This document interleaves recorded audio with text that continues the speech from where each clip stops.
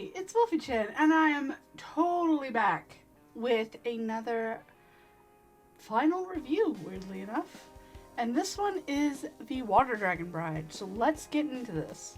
So, this is volume 11, the last volume in the series. Final finale. I said that weird, and that's okay.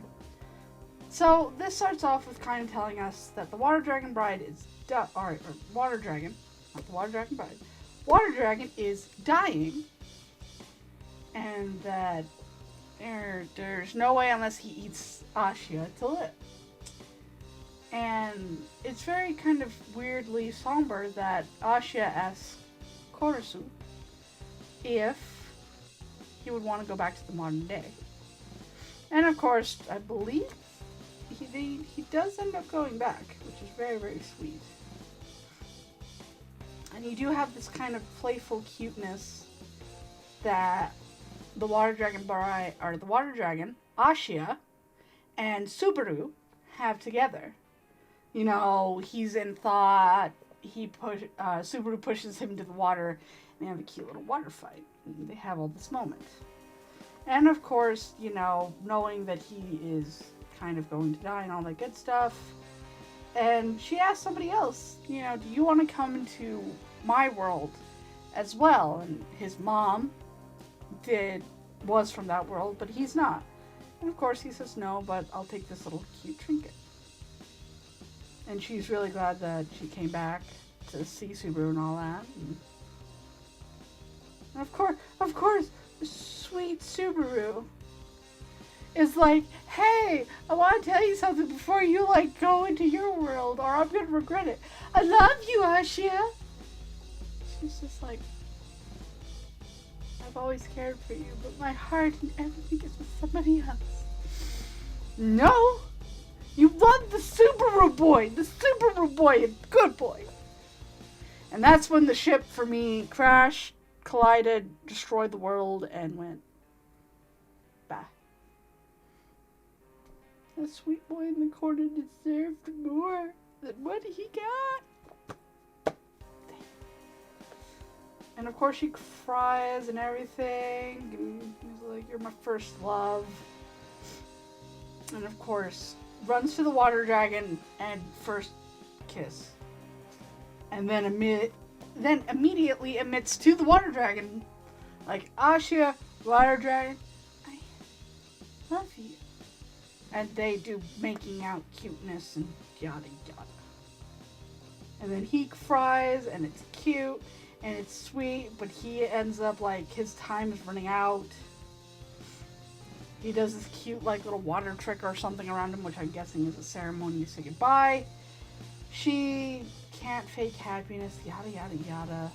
Would rather get devoured by him than for her to go home. And she's like, I would rather get devoured anyway. And of course Subaru's like, you can't. And of course it flashes back to when Subaru saved her. And all that good stuff. And of course he pulls her out, all this stuff. And then pushes her into water into her world. And I'm guessing Korosu, or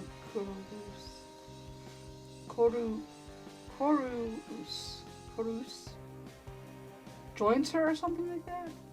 Because, you get this kind of cute thing right here. Where he's back into the world with her. And he talks with her and goes to places with her. And she, of course, goes through life. Every bit of life, this, that. And I believe that's kind of the time skip because it seems like she's older and is working. And of course, the Water Dragon dies, reincarnates or something, and is going through kind of emotions.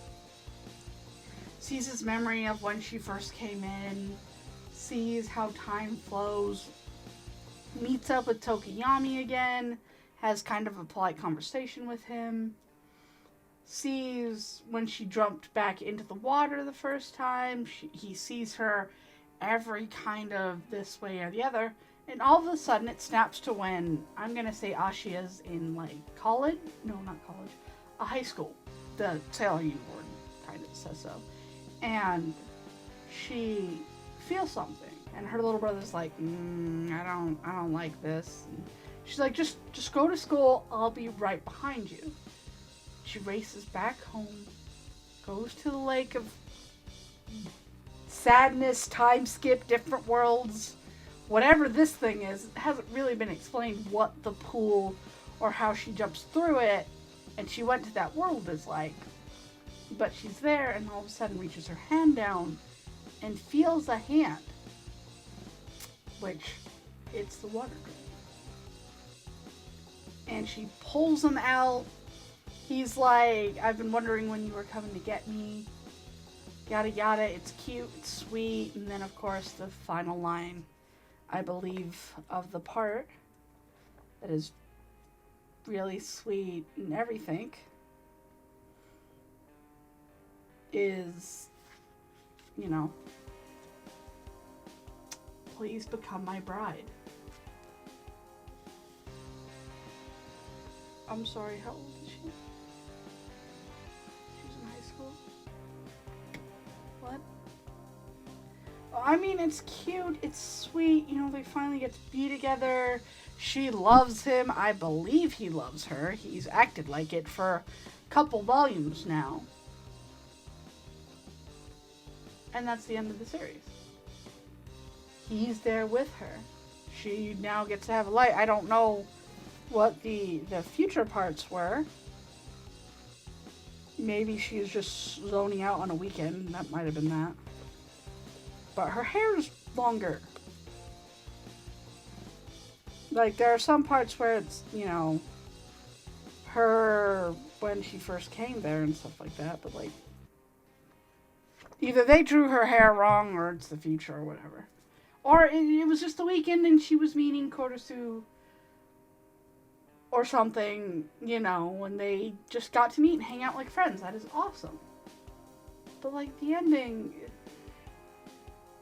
I would have been okay if she, like, moved on. I would have been okay if the Water Dragon Bride, or Water Dragon, died. And she had to spend her life a separate. I'm just saying, you know, Subaru best boy. No one's gonna change me on that. And, you know, Ashia is a strong character. I love Ashia's character. She was a small child pushed into this and seeing everything just tumble off of her, and she had to slowly grow up, had to be better, had to do better, and grow up in this world that wasn't her naturally own. Wasn't her world. And she's become a strong woman. She's become a person who's independent, who knows what she wants and knows, you know, everything that goes with that. And it's just, it's amazing to see her grow through that. It's amazing to see all the characters grow and turn better, or turn characters that are, you know, nicer and all that good stuff. And I hate my screen. And I love all the characters, and everybody's different, and the Emperor grows and gets better. And also, I don't know if it's our timeline, or if it's another one that we're kind of following with the Emperor. It probably is like a totally different world, to be honest with me, but it kind of felt like it was the past, but I don't know. You don't see much of like this.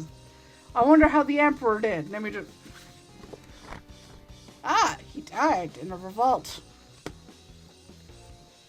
Well, I'm glad I got to meet him when he was good. Like, it's not that. But you see the Emperor grow, and that's great. You see how Ashia affects people and how she can bring the betterment of people out and all of this stuff.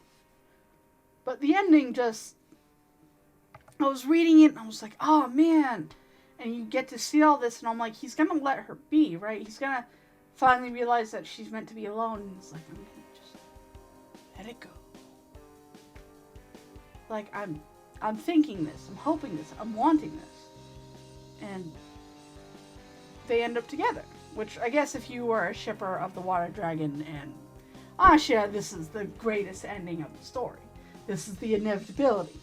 But he has his horn, and he's in her world. And how is this all going to work? Like, hi, I had your daughter in the other world for a long time. I would like to marry her. Like, come on. No parent is going to be like that. No parent is going to be like that. So, what the snap? But I still love the whole of the manga. I still love the ending, even though it's not the way I wanted it, but that's okay. And that's always okay to have a manga that doesn't have your expectations of this and So my final thoughts, now that I've reviewed the final manga. It's a great story. It's an amazing saga. It has evolving characters, and they bloom and blossom and turn into amazing characters. You see Subaru, who just wanted to save Ashia and didn't want his mother to be so evil to her and everything. And he just, you're my mom, it's cool, whatever. And he still lives for Ashia. He still helps Ashia. And of course we have our other character, let me remember his name. It's also in the book. I love it. Let's see. Tokihiko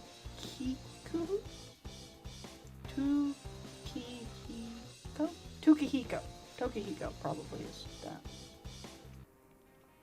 And he took care of her, and you find the connection with them, that his mother was also from Ashu's world. And, it's weird to see another person like that. And she lived in that world and had a child, and hi, I'm that child.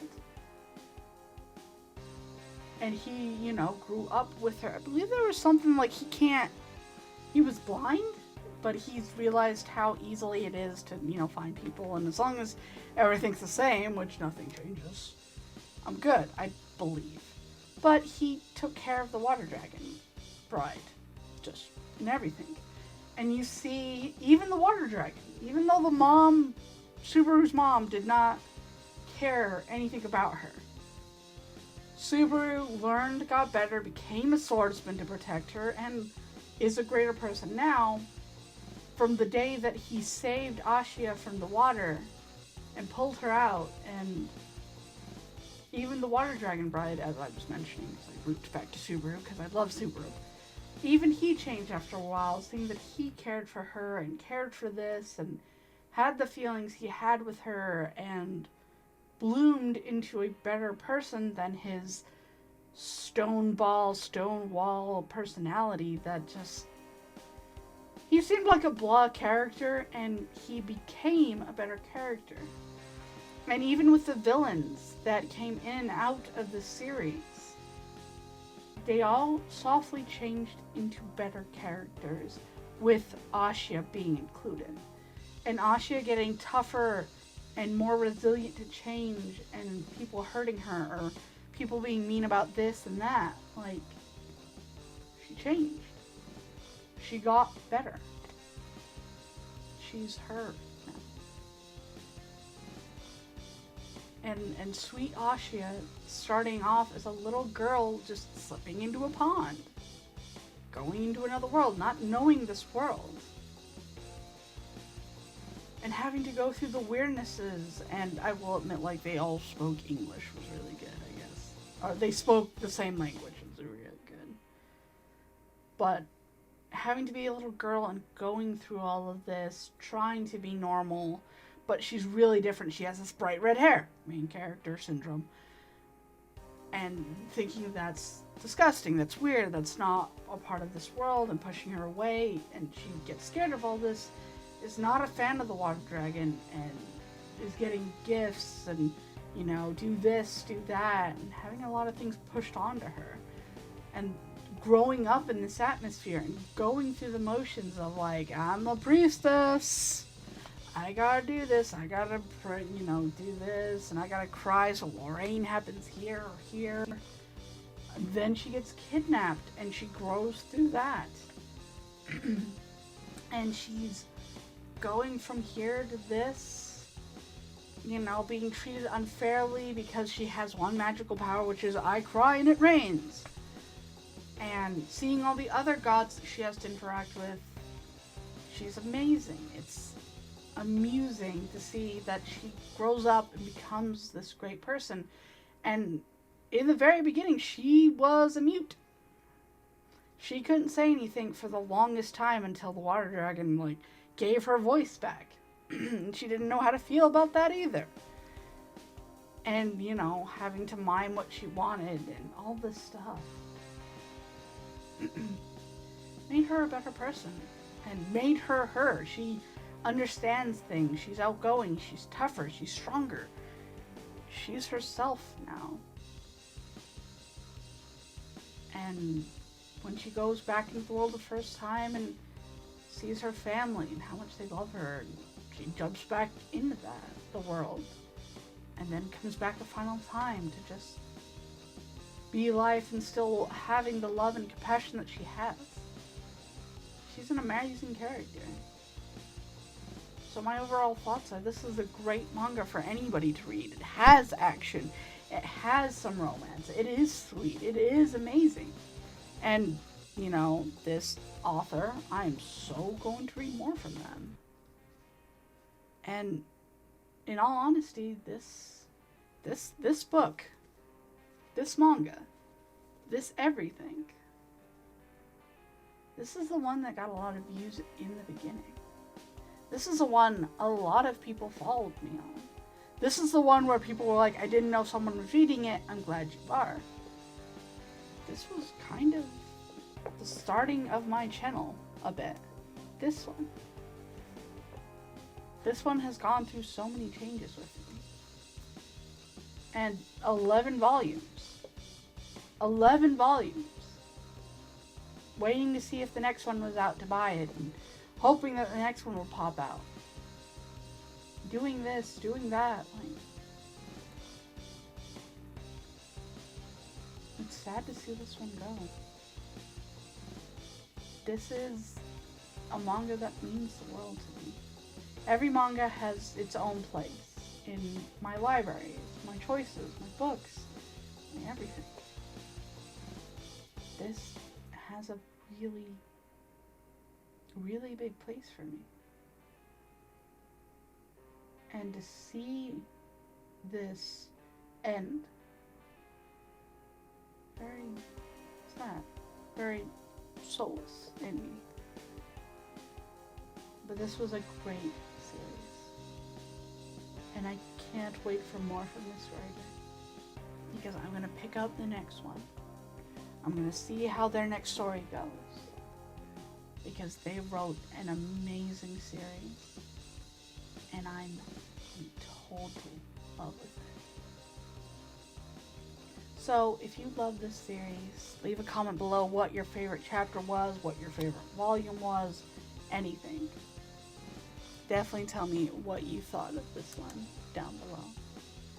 And if you liked this video, definitely leave a like. Comment your favoriteness of this series. I think mine had to be the first volume that got me into it. The first one was so good. And definitely don't forget to subscribe. For something new, something old, or just something different. Follow me on Twitter or Facebook. The links are down below. I hope that you're having a really good day. I did too. Wolfy-Chan out. Bye.